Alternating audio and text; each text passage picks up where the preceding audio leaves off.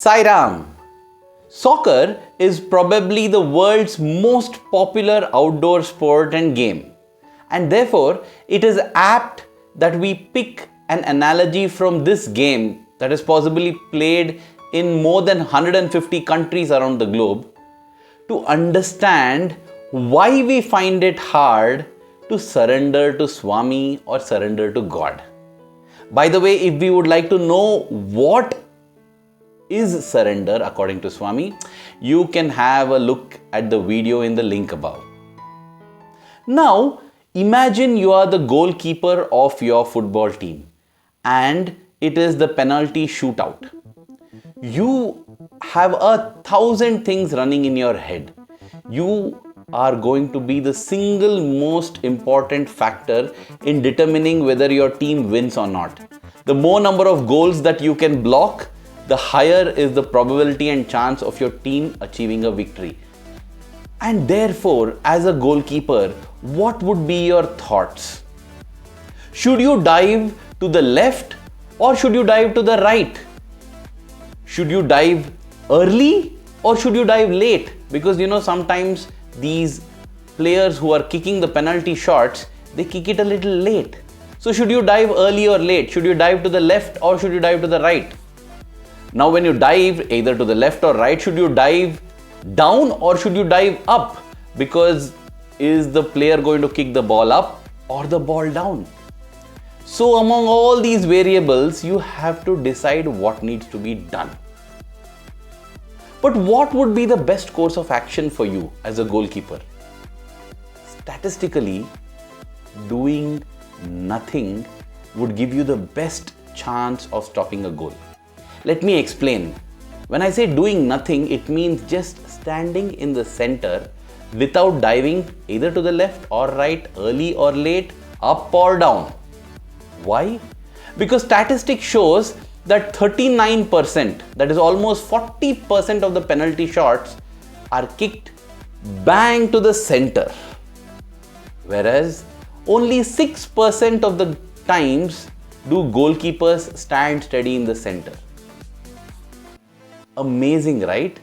And this happens because as a goalkeeper, I want to give my everything for the team. I want to do everything and anything possible to stop the goal.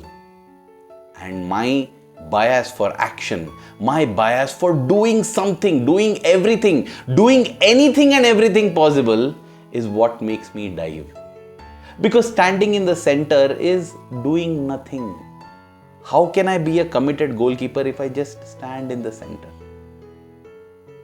Dear brothers and sisters, this bias for action, this bias for having to do anything, what should I do, is one of the most important factors that stops us from being able to surrender.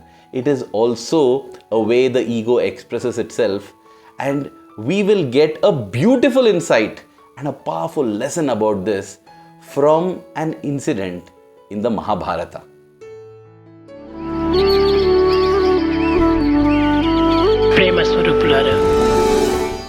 For those who are not aware and familiar with the story, the Pandavas or the 5 good brothers are pitted against the Kauravas or the 100 bad brothers.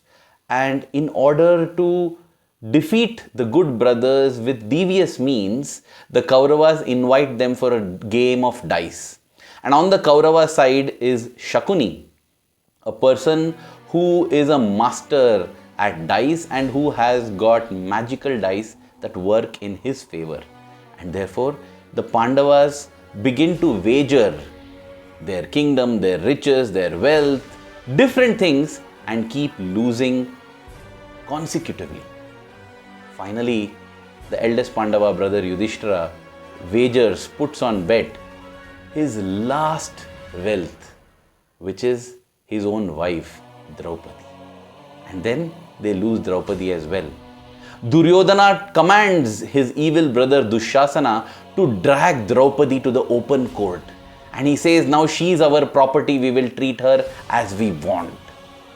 A terrible and dastardly crime is done.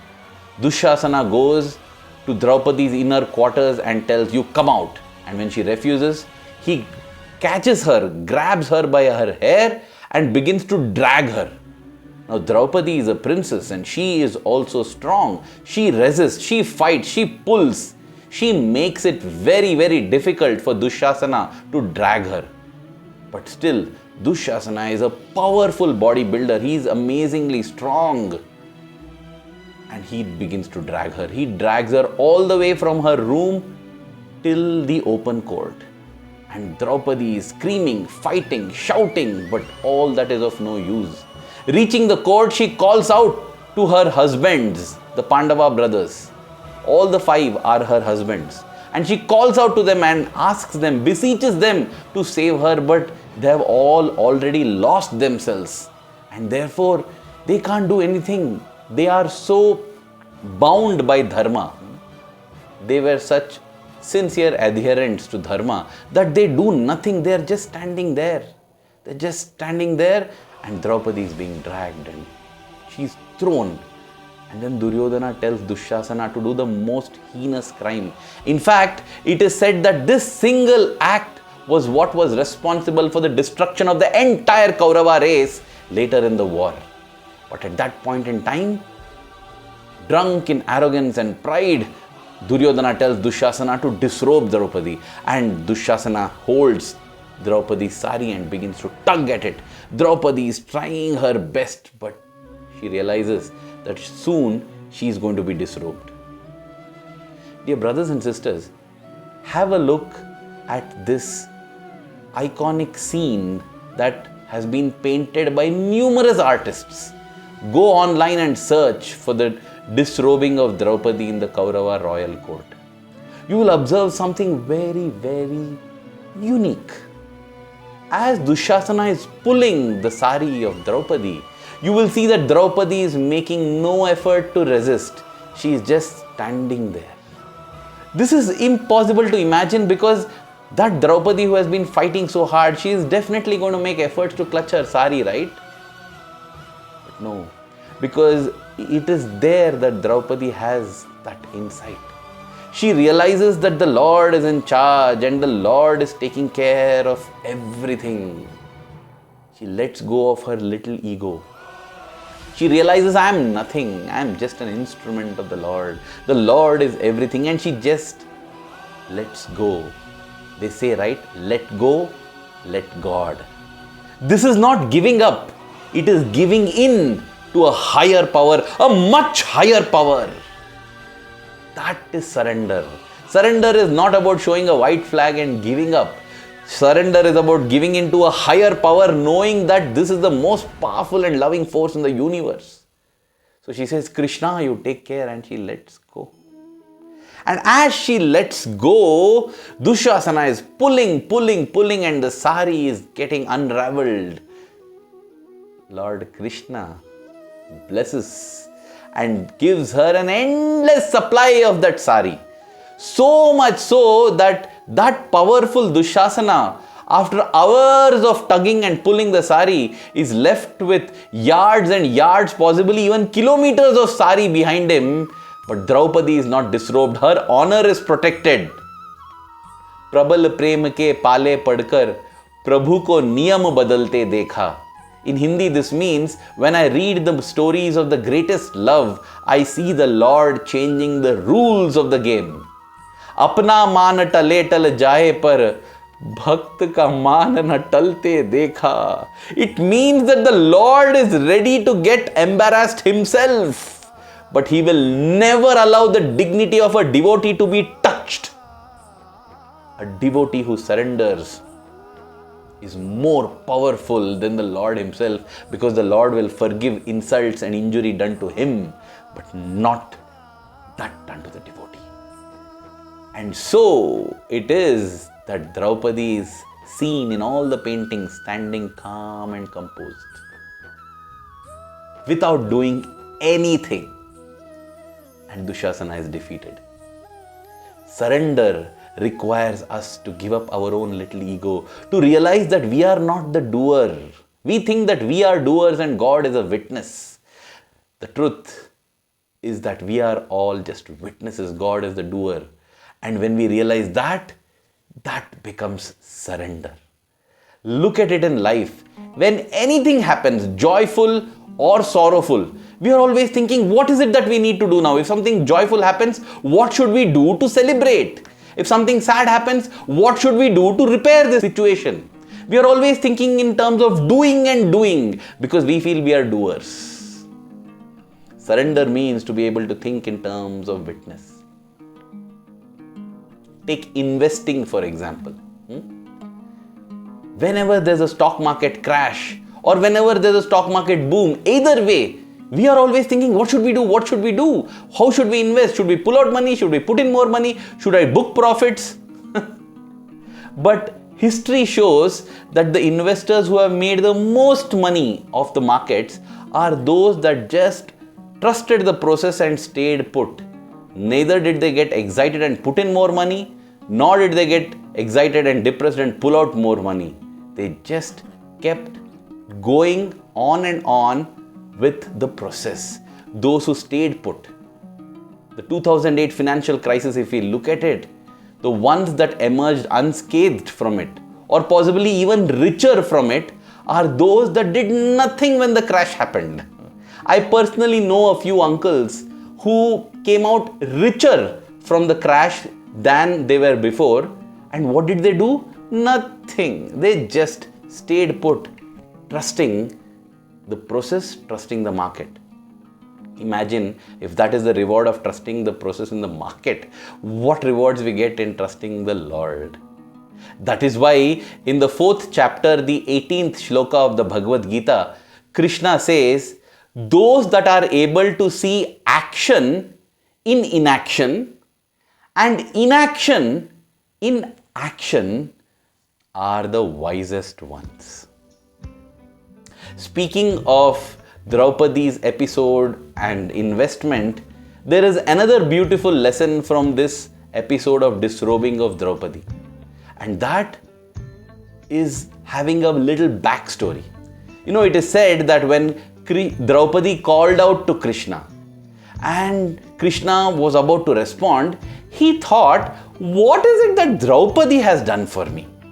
And then he remembered that on one occasion when he had cut his finger and it was bleeding, Draupadi had rushed to him, torn her silk sari and tied his finger, This was the time when the other queens and other people in the palace were running around possibly to find some antiseptic lotions and antiseptic creams and bandages.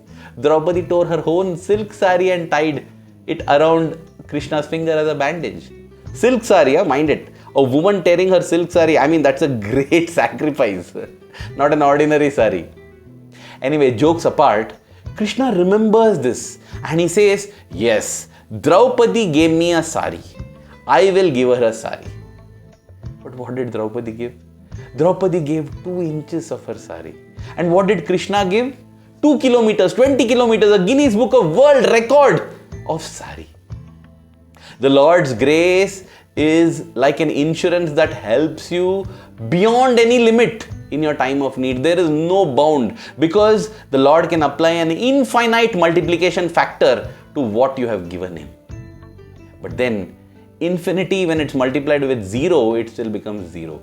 Therefore, there is a need for us to give something. That is the second lesson from the disrobing of Draupadi episode. The first lesson is that we have to give up our action bias and surrender.